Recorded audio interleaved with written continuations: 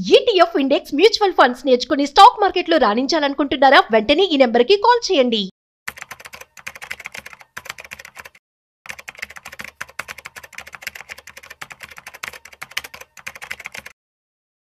Vijay Mallya the king of good times. So తను almost 9,000 కోట్ల రూపాయలు అప్పు చేశారని చెప్పి పరారయ్యారని చెప్పి SBI కర్ణాటక హైకోర్టులో కేసు వేయడం జరిగింది. దీనికి సంబంధించి రీసెంట్ గా విజయ్ మాల్యా బయటకు వచ్చి రాష్ట్రం అనే పాడ్కాస్ట్ లో తన యొక్క గోడుని వెళ్ళబోచుకున్నారనమాట. సో ఆల్మోస్ట్ ఇండియన్ గవర్నమెంట్ 14,000 కోట్ల రూపాయలు తన నుంచి రికవరీ కూడా చేసిందని చెప్పి చెప్పడం జరిగింది. అసలు ఒక బిజినెస్ చేయాల్సిన వ్యక్తికి కావాల్సినటువంటి స్కిల్స్ ఏంటి, అసలు ఎటువంటి స్టెప్స్ తీసుకోవాల్సి ఉంటుంది, విజయ్ మాల్యా మంచి సక్సెస్ఫుల్ ఆంటర్‌ప్రెన్యూర్ గా ఎదిగి సడన్ గా ఎందుకు ఫెయిల్ అయ్యారు, సో ఈ విషయాలు మనతో చెప్పడానికి Hyderabad angels business analyst Ratnakar Samvedam గారు ఉన్నారు. సో వారి మాటల్లో మరింత సమాచారం అడిగి తెలుసుకుందాం. హాయ్ సార్, నమస్తే. నమస్కారం సార్, మనం చూస్తుండైతే one of the very good entrepreneur, successful గా ఎదిగారు. ఎక్కడ అడుగు పెట్టినా కూడా ఎప్పుడు కూడా తనకి సక్సెస్. అలాంటి వ్యక్తి కింగ్ ఫిషర్ అనే ఎయిర్లైన్ స్టార్ట్ చేసి సో పతనాన్ని చూశారు. సో ఏంటి ఒక బిజినెస్ పర్సన్ కావాల్సినటువంటి క్వాలిటీస్ ఏంటి, అతను ఏం మిస్టేక్ చేశారంటే ఏం చెప్తారు? అంటే నేను మాట్లాడినప్పుడు మాకు IIM Bengaluru, I did my IIM Bengaluru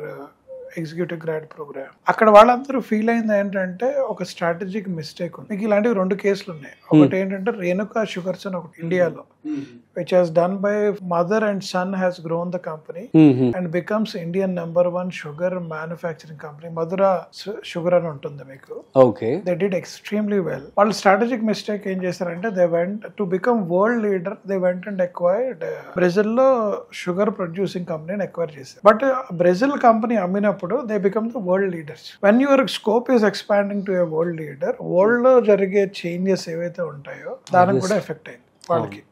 example గా చెప్తున్నాను. ఏం జరిగింది సార్ అంటే అందరూ షుగర్ నుంచి షుగర్ ఫ్రీకి వెళ్దాం, కోక్ వాడు షుగర్ వద్దు డైట్ కోక్ చేద్దామని, ఎందుకంటే లావ్ ఎక్కుతున్నారు, షుగర్లు పెరుగుతున్నాయని they all. So natural sugar has gone down and artificial sugar frees have gone up. అది ఓవరాల్ కంపెనీని ఇంపాక్ట్ అయిపోయింది. వాళ్ళకి అర్థం కాలేదు ఆ strategy. Same way with Kingfisher Vijay Mallya గారు, when things were going well, ఆయన డెసిషన్, ఆయన అసలు కింగ్ ఫిషర్ ఎందుకు స్టార్ట్ చేశారు? కింగ్ ఫిషర్ అనే బీర్ బ్రాండ్ ని గవర్నమెంట్ డజంట్ అలౌ, వైన్ గానీ బ్రీన్ గానీ సిగరెట్ కానీ they will not allow to do advertisement. So ఈ అడ్వర్టైజ్మెంట్ చేయకుండా ఉంటారు. మీరు చూసుంటారు అందరూ వాటర్ గురించి అడ్వర్టైజ్ చేస్తుంటారు. సో వీళ్ళు ఏం చేశారంటే ఈ బ్రాండ్ చేయాలంటే నేను ఒక ఎయిర్లైన్ స్టార్ట్ చేద్దాం, డబ్బులు ఉన్నాయి కదా అని కింగ్ ఫిషర్ ఎయిర్లైన్ స్టార్ట్ చేసి. The original purpose is that. Okay.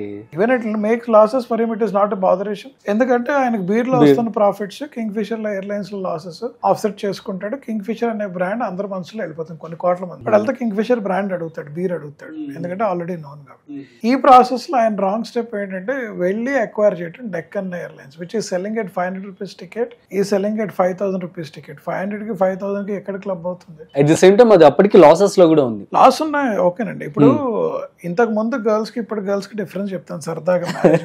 ఇంతకు ముందు ఒక గొప్పింటి అమ్మాయిని ఒక పేదింటి అబ్బాయి పెళ్లి చేసుకుంటారంటే ఇద్దరు లవ్ చేసుకుని బయటకు వెళ్ళి కష్టాలు పడేవాడు. ఇప్పుడు అమ్మాయిలు క్లియర్ గా ఉన్నారు, వాడు పేదవాడైతే వాడు ప్రేమించినా సరే నీకు డబ్బులు లేవు కదా, thank you, see you, bye bye అంట. చాలా కేసెస్ జరుగుతున్నాయి. ఇంతకు ముందు ఆ సిచ్యువేషన్ లేక కష్టపడదామని ఇద్దరు మ్యారేజ్ చేసుకోవడం వల్ల ఎఫెక్ట్ పడింది. ఇదే ఐడెంటిఫై చేయలేకపోయాడు ఆయన. అనవసరంగా నేను వెళ్ళేసి డెక్కన్ ని తీసుకున్నాను. ఎందుకు?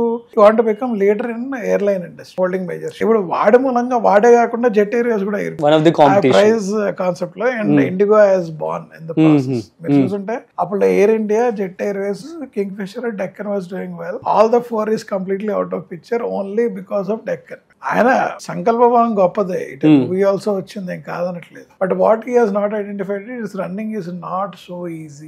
అది ఆయన ఐడెంటిఫై చేశాడు, వీళ్ళు ఐడెంటిఫై చేయక అందరూ మునిగిపోయారు ఈ ప్రైస్ కంపారిటివ్ మూలంగా. At the end of the day, business runs on profitability. If you are making profit, you will do better service. If you do better service, you will get better quality output.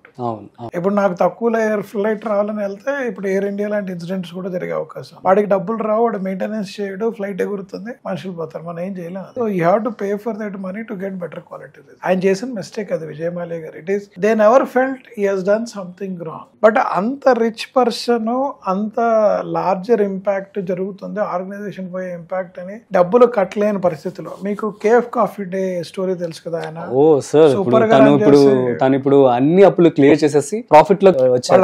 వాళ్ళ ఆయన సంగతి చెప్పు. 4 కోట్లు అప్పు చేసి అది ఎలా కట్టాలో తెలియక ఆత్మహత్య చేసుకుని చనిపోయాడు. విజయమాల్య కూడా ఇంత అప్పుల్ని ఎలా భరించాలో తెలియక చాలా మంది పారిపోతున్నారు. Human cycle. He left the country for his own good. నేనేం చేయలేను, లెట్ ఇట్ గో అనేసి. బట్ లేటర్ ఐడెంటిఫైడ్ నా ఆస్తులే నన్ను ప్రొటెక్ట్ చేస్తాయన్న విషయం నాకు అర్థం కాలేదు బయట. బట్ ఏమీ చేయలేని పరిస్థితి. అప్పటికి జరగాల్సిన డ్యామేజ్ జరిగింది. సో ఇప్పుడు వచ్చి ఆయన బాధపడుతున్నాడు, బట్ ఏమీ చేయలేని పరిస్థితి. ఫ్యామిలీస్ కూడా సఫర్ అయినట్లే కదా sir. Employees almost 3,000 members employees with 300 crores at that time. నేను ఒకటే అంటాను ప్రేక్షకులను కూడా, మీ పర్సనల్ లైఫ్ లో కూడా చాలా మంది లైఫ్ లో జరుగుతుంది. ఎంతో మంది బయట ప్రైవేట్ అప్పులు చేస్తారు, అక్కడ అప్పడంగానే పారిపోతాడు. ఈ విషయాలు బయటికి రావు, ఎవరు పెట్టాడు. విజయమాల్య ఇస్ సెలబ్రిటీ కాబట్టి రేపు పొద్దున షారుఖ్ ఖాన్ అయినా, మహేష్ బాబు అయినా, ఇంకోటైనా చేస్తారు. వాళ్ళ గురించి కూడా పేపర్లు కోడే కూస్తాయి. వాళ్ళ గురించి మాట్లాడుకుంటాం, మన గురించి మాట్లాడుకో, అంతే తేడా. It's human psychology. He has not done anything wrong. And business వాళ్ళకి కావాల్సినటువంటి మెయిన్ సూత్రాలు అంటే ఏమని చెప్తారు సార్? మీరు చాలా కేసెస్ లో చూసింది ఏంటంటే పేషెన్స్ ఒకటి ఉండాలి, డిసిప్లిన్ ఒకటి ఉండాలి. చాలా business men which are successful in life, entrepreneurship లో ఒడిదొడుగులు ఉన్నాయి. హ్యూమన్ గా మనం పుట్టిన దేనికి? కష్టాలు సుఖాలు చూడండి. దేవుడు అదే చెప్పాడు, నవ్వాలి ఎడవాలి, కష్టము సుఖము చూడాలి. బిజినెస్ లో కూడా అంతే, అప్స్ అండ్ డౌన్స్ ఉంటాయి. అక్కడ నీకు పేషెన్స్ ఉండాలి.